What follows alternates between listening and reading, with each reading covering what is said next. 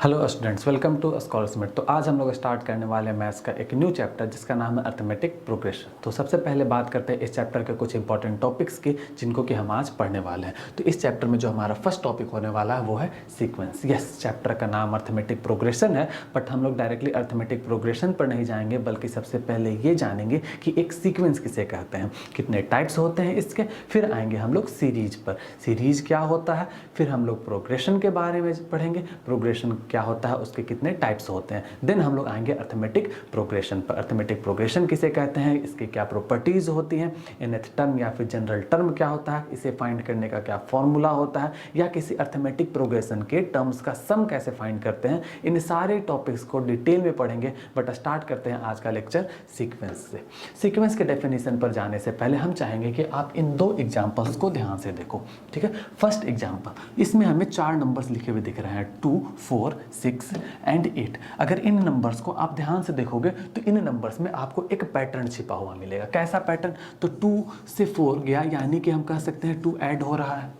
4 से 6 यानी कि अगेन 2 ऐड हो रहा है। 6 से 8 यहाँ अगेन 2 ऐड हो रहा है। यानी इस एग्जाम्पल में जो नंबर्स लिखे हुए हैं ना, वो एक खास तरह के पैटर्न को फॉलो कर रहे हैं। और कैसा पैटर्न? तो हर बार 2 ऐड किया जा रहा है। यानी अगर हम 8 में एक बार फिर से 2 ऐड कर देना तो हमें इस लिस्ट का नेक्स्ट नंबर मिल जाएगा, या एक बार फिर से 2 ऐड करते तो हमें फिर से इसका नेक्स्ट टर्म मिलेगा, ठीक है। या सेकेंड एग्जाम्पल को देखिए। अब हम सेकेंड एग्जाम्पल में भी हमें 4 नंबर्स लिखे हुए दिख रहे हैं, 20, 17, 14 एंड 11। अगर इन नंबर्स को ध्यान से देखें तो इन नंबर्स में भी एक खास बात है। क्या? तो यहाँ भी 3 सब्ट्रैक्ट किया जा रहा है, यहाँ अगेन 3 सब्ट्रैक्ट किया गया और फिर से 3 सब्ट्रैक्ट किया हुआ है। यानी हर बार 3 सब्ट्रैक्ट किया जा रहा है। अगर 11 में एक बार फिर से हम 3 सब्ट्रैक्ट कर देना तो यानी 11 - 3 8, इस लिस्ट का हमें नेक्स्ट नंबर मिल जाएगा।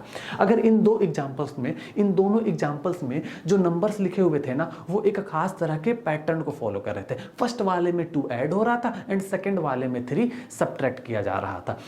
ऐसे ही नंबर्स को ना हम लोग क्या कहते हैं? सीक्वेंस कहते हैं। अगर बात करें डेफिनेशन की तो क्या कहता है definition? A sequence is a set of numbers. Sequence एक ऐसे नंबर्स का सेट होता है जो क्या कर रहे हो, एक खास तरह के यानी एक स्पेसिफिक पैटर्न या फिर रूल को फॉलो कर रहे हो।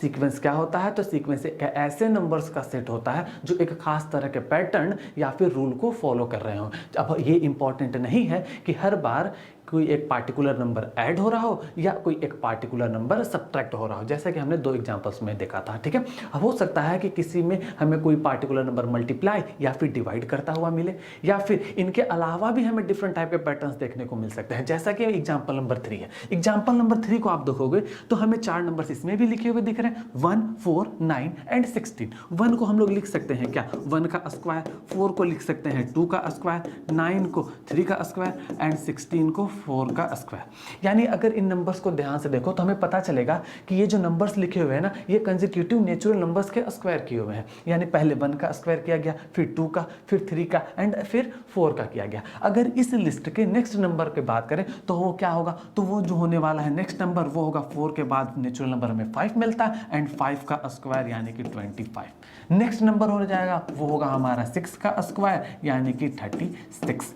यानी इस तरह से हम लोग पैटर्न को अगर हम पता लगा ले तो हम उस पैटर्न के बेसिस पर किसी भी सीक्वेंस के कौन से टर्म आने वाले हैं उन टर्म्स को हम लोग प्रिडिक्ट कर सकते हैं। जैसा कि नेक्स्ट एग्जांपल में 3 से 6, 6 से 12 एंड 12 से 24। अगर ध्यान से देखो तो आपको पता चलेगा यहाँ पर 2 मल्टीप्लाई किया गया, 6 में फिर से 2 मल्टीप्लाई किया, 12 में भी फिर से 2 मल्टीप्लाई किया गया। अगर हम 24 में फिर से अगर 2 मल्टीप्लाई कर देना तो इस सीक्वेंस का हमें नेक्स्ट टर्म यानी कि 48 मिल जाएगा। क्लियर?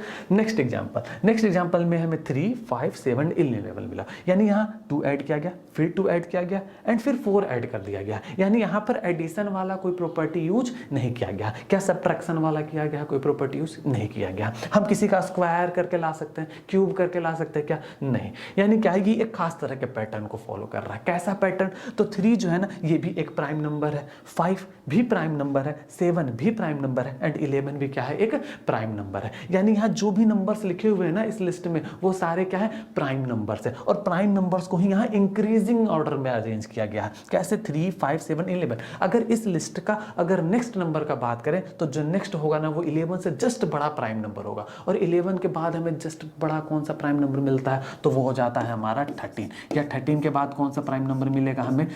17 मिलेगा। ठीक है, तो ये क्या था, ये भी एक सीक्वेंस था जो कि एक खास तरह के पैटर्न को फॉलो कर रहा था। ठीक है, और इस सीक्वेंस, कैसा सीक्वेंस था ये, तो ये है एक प्राइम नंबर्स का सीक्वेंस। क्लियर। अगर कोई सीक्वेंस है तो हमें उस सीक्वेंस में कुछ नंबर्स लिखे हुए मिलेंगे और क्या होगा, उन वे नंबर्स एक खास तरह के पैटर्न को फॉलो कर रहे होंगे। जैसा कि अब जो नंबर्स लिखे हुए होते हैं ना एक सीक्वेंस में, उन नंबर्स को हम लोग कहते हैं टर्म्स। जैसे कि 2, 4, 6 एंड 10, ये भी एक सीक्वेंस है। कैसे पता चला हमें, तो हमें दिख रहा है कि हर बार 2 ऐड किया जा रहा है। अगर हर बार 2 ऐड किया जा रहा है यानी ये भी एक सीक्वेंस है। अब सीक्वेंस में 2, 4, 6, 8 एंड 10 लिखा हुआ है, तो ये जो नंबर्स लिखे हुए हैं ना, इन नंबर्स को हम लोग कहते हैं टर्म्स ऑफ दैट सीक्वेंस। अब 2 जो है वो हो जाएगा हमारा फर्स्ट टर्म, एंड जो 4 है वो हो जाएगा हमारा सेकेंड टर्म, 6 को हम लोग थर्ड टर्म कहेंगे,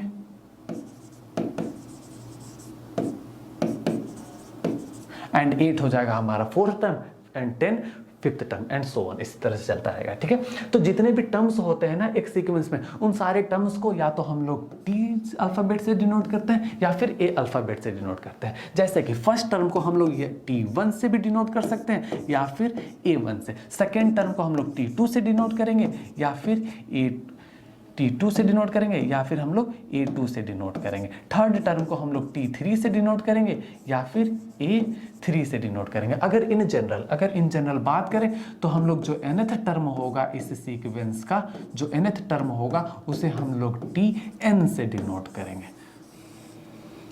क्लियर। अब आते हैं हम लोग टाइप्स ऑफ सीक्वेंसेस पर। सीक्वेंसेस हमें दो टाइप्स के पढ़ने हैं, first finite sequence and second infinite sequence. Finite sequence किसे कहेंगे, तो ऐसा सीक्वेंस जिनके नंबर ऑफ टर्म्स फाइनाइट हो। कहने का मतलब क्या है, एक ऐसा सीक्वेंस है ना जिसके नंबर ऑफ टर्म्स को हम लोग काउंट कर पाए। जैसे कि एक सीक्वेंस लिखा हुआ है हमें 2, 5, 8, 11 एंड 44। हमें देख के पता चल रहा है कि हर बार 3 ऐड किया जा रहा है, यहाँ भी हर बार 3 ऐड किया जा रहा है, जिसका फर्स्ट टर्म हमें पता है इस सीक्वेंस का 2 है और इस सीक्वेंस का जो लास्ट टर्म है वो 44 है। अगर हम बात करें तो अगर हम लोग 11 में फिर से 3 ऐड करेंगे तो हमें इस सीक्वेंस का नेक्स्ट टर्म मिलेगा, या फिर से 3 ऐड करेंगे, कब तक 3 ऐड करते जाएंगे हम लोग, जब तक कि हमें 44 ना मिल जाए। ठीक है, यानी हर बार 3 ऐड कर करके हम लोग इस 11 से 44 के बीच जो सारे टर्म्स हैं ना, उन सारे टर्म्स को लिख सकते हैं। और सारे टर्म्स अगर हम लिख सकते हैं तो हम काउंट भी कर सकते हैं कि 2 से 44 के बीच में कितने टर्म्स आए हैं। अब जैसे कि ये एक सीक्वेंस लिखा हुआ 1, 2, 3, 4, 5, ये क्या है, ये एक नेचुरल नंबर्स का सीक्वेंस है। कैसा सीक्वेंस है ये, तो ये एक नेचुरल नंबर्स का सीक्वेंस है। अब हमें पता है कि नेचुरल नंबर्स क्या होंगे, नेचुरल नंबर्स कभी खत्म होंगे ही नहीं, ये चलता जाएगा, हम लिखते जाएंगे, ये कभी खत्म नहीं होगा। अगर खत्म ही नहीं होगा तो हमें पता ही नहीं चलेगा इस सीक्वेंस का लास्ट टर्म कौन सा है। अगर हमें लास्ट टर्म ही नहीं पता है तो हम कभी काउंट भी नहीं कर पाएंगे कि इस सीक्वेंस में कितने टर्म्स हैं। और ऐसे ही सीक्वेंसेस को हम लोग कहते हैं इनफाइनाइट सीक्वेंस।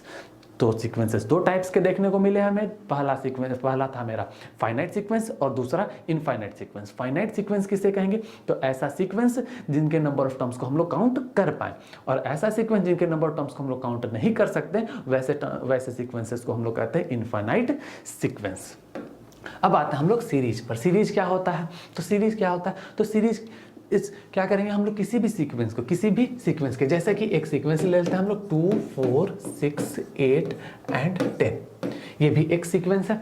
कैसे पता चला हमें ये एक सीक्वेंस है, तो हमें दिख रहा है कि हर बार 2 ऐड किया जा रहा है, तो ये एक सीक्वेंस है जिसका फर्स्ट टर्म 2 है, 4 है, second term 4, third term 6, fourth term 8 and fifth term क्या है हमारा 10 है। अगर हम क्या करें, किसी भी सीक्वेंस के सारे टर्म्स को अगर हम लोग ऐड कर दें इस तरह से, ठीक है, किसी भी सीक्वेंस के अगर सारे टर्म्स को अगर हम लोग ऐड करते हैं तो जो हमें मिलता है उसे हम लोग कहते हैं सीरीज। हमें इसे फाइनली कैलकुलेट करके फाइंड नहीं करना कि ये इसका सम क्या होता है, वो उससे हमें कोई मतलब नहीं है। बस हमें सिर्फ लिख देना है, प्लस साइन के साथ कंबाइन करके सारे टर्म्स को हम लोग सिर्फ लिख देते हैं और जो हमें मिलेगा वो क्या कहलाता है, एक सीरीज कहलाता है। ठीक है, अब आते हैं हम लोग प्रोग्रेशन पे। तो क्या है प्रोग्रेशन, तो progression is nothing but a sequence. Progression भी एक खास तरह का सीक्वेंस ही होता है। अब क्या खास बात होता है इसमें, तो वो एक देखते हैं। जैसे कि एक सीक्वेंस लेते हैं हम लोग 1, 4, 9 एंड 16।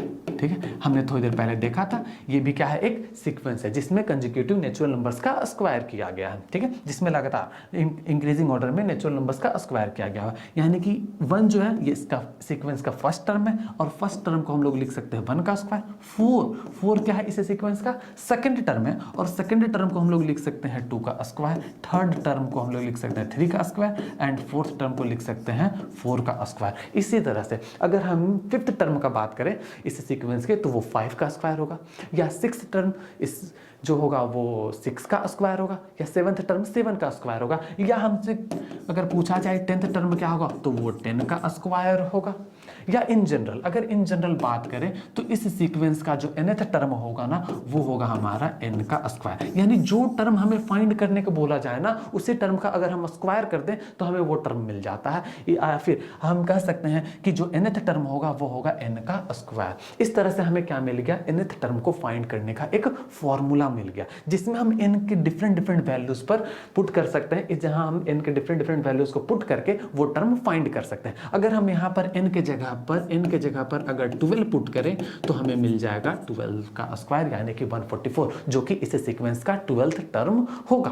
क्लियर? अब क्या हो गया, ये एक ऐसा सीक्वेंस है ना जिसके nth टर्म को हम लोग क्या कर पाए, एज अ फॉर्मूला लिख पाए। अब ये इंपॉर्टेंट नहीं है ना कि हर सीक्वेंस के nth टर्म को हम लोग एज अ फॉर्मूला लिख पाए। जैसे कि प्राइम नंबर्स का सीक्वेंस था, प्राइम नंबर्स के सीक्वेंस में हमें क्या होगा, लिटरली काउंट करके चेक करना होता है कि हमें नेक्स्ट प्राइम नंबर कौन सा मिलने वाला है। हम उसके लिए nth टर्म को फाइंड करने का कोई एक पार्टिकुलर फॉर्मूला हम बना नहीं सकते, ठीक है। तो ऐसा सीक्वेंस प्रोग्रेशन क्या होता है भाई, तो प्रोग्रेशन एक ऐसा सीक्वेंस होता है ना जिसके nth टर्म को ना हम लोग फॉर्मुलेट कर पाए, ठीक है।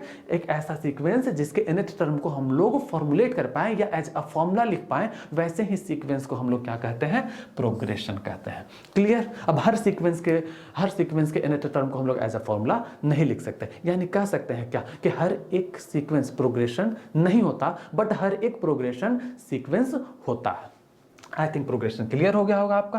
तो आते हैं टाइप्स ऑफ प्रोग्रेशन पर। तो प्रोग्रेशन हमें 3 टाइप्स के देखने को मिलते हैं, first arithmetic progression, second geometric progression, and third harmonic progression. तो स्टार्ट करते हैं अर्थमेटिक प्रोग्रेशन पर, फिर हम लोग ज्योमेट्रिक प्रोग्रेशन पर भी आएंगे।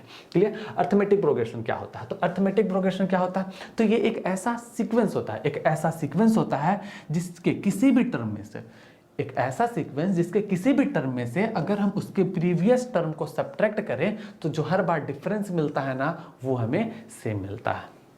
अर्थमेटिक प्रोग्रेशन एक ऐसा सीक्वेंस होता है जिसके किसी भी टर्म में से अगर हम उसके प्रीवियस टर्म को सब्ट्रैक्ट करें तो हर बार हमें डिफरेंस सेम मिलता है। कहने का मतलब क्या, हम एक सीक्वेंस लेते हैं, ठीक है, जैसे कि 10, 14, 18 एंड 22। हमें दिख रहा है कि हर बार 4 ऐड किया जा रहा है, यानी ये नंबर्स भी जो है वो एक सीक्वेंस बना रहे हैं, ठीक है। इस सीक्वेंस का जो फर्स्ट टर्म है वो है मेरा 10, सेकंड टर्म हो गया मेरा 14, थर्ड टर्म हो गया 18 एंड फोर्थ टर्म है मेरा 22।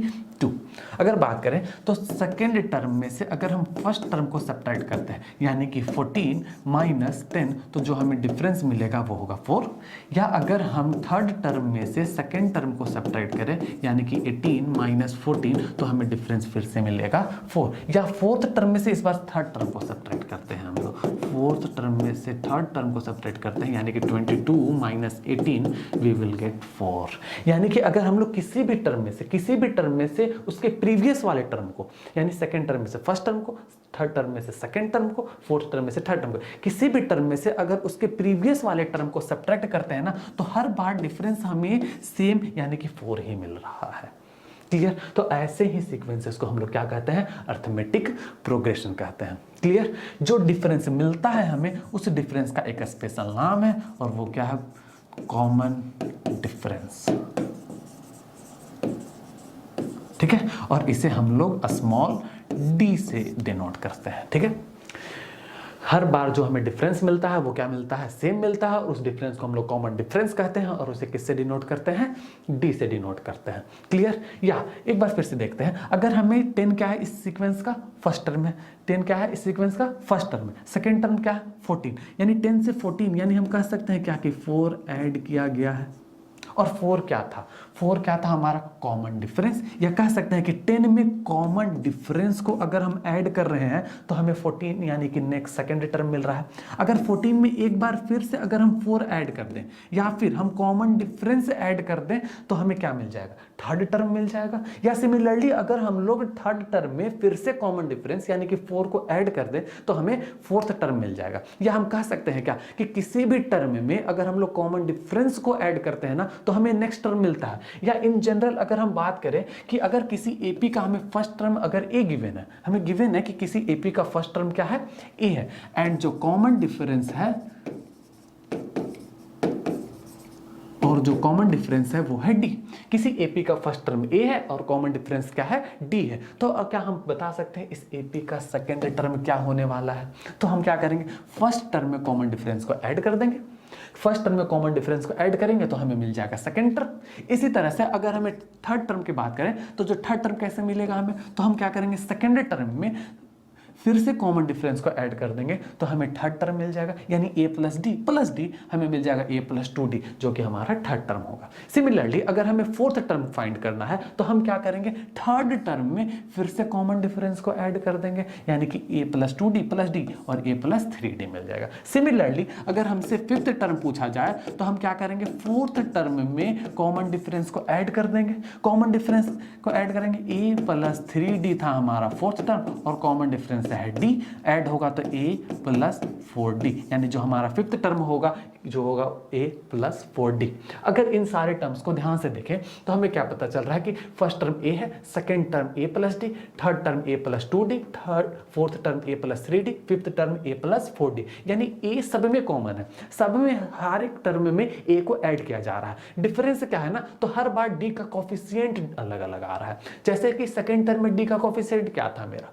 1, थर्ड टर्म में डी का कोफिशिएंट क्या है? 2, फोर्थ टर्म में डी का कोफिशिएंट 3। अच्छा, फोर्थ टर्म में डी का कोफिशिएंट 3, फिफ्थ टर्म में डी का कोफिशिएंट 4, यानी हर बार जो टर्म हम फाइंड करना चाह रहे हैं ना उससे एक कम होता है डी का कोफिशिएंट। यानी अगर हमसे अगर 10th टर्म पूछ दिया जाए तो हम बता सकते हैं क्या होने वाला है? वो ए तो सब हर बार कॉमन होता है और डी क्या चेंज होता है? तो डी का कोफिशिएंट। और डी का कोफिशिएंट कितना मिल रहा था हमें? इन देख करके हमें क्या पता चला कि जो डी का कोफिशिएंट होता था ना वो ऑलवेज जो टर्म हम फाइंड करना चाह रहे हैं उससे एक कम होता था। यानी अगर हम 10th टर्म फाइंड करना चाहते हैं तो जो डी का कोफिशिएंट होगा वो होगा 10 माइनस 1, एक कम, यानी कि a प्लस 9d। सिमिलरली अगर हमसे 20th टर्म पूछ दिया जाए तो हम कह सकते हैं कि जो इस किसी भी एपी का जो 20th टर्म होगा वो होगा a plus 20 minus 1 into D, यानी कि a प्लस 19d। क्लियर? या इन जनरल अगर इन जनरल बात करें, इन जनरल अगर बात करें तो किसी भी एपी का जो nth टर्म होता है, जो nth टर्म होता है वो होता है a plus n minus 1 into D. इससे ही हम लोग क्या कहते हैं? दिस इज nth टर्म, या फिर हम लोग जनरल टर्म कहते हैं। ठीक है, nth टर्म। ठीक है, इस फॉर्मूला के हेल्प से हम लोग किसी भी सीक्वेंस के कोई भी टर्म को फाइंड कर सकते हैं। हम यहाँ अगर हमें 10th टर्म चाहिए तो हम लोग n के जगह पर 10 पुट कर देंगे, या 15th टर्म चाहिए तो n के जगह पर 15 पुट कर देंगे और हमें वो 15th टर्म मिल जाएगा। Clear? I think arithmetic progression clear हो गया।